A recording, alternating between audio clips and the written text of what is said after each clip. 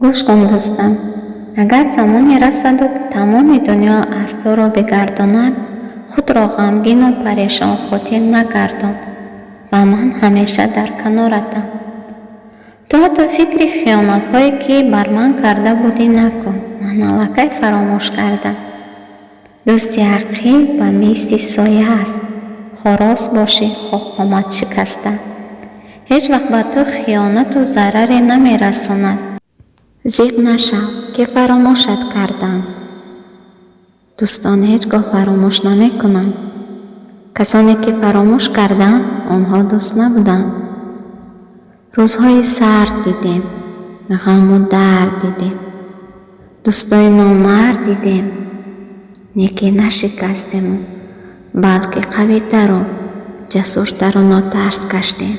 نامردان مرا گر تو بر ما دوست باشی، بشی نامردان مرا، مرد را نامردان با دستی مردان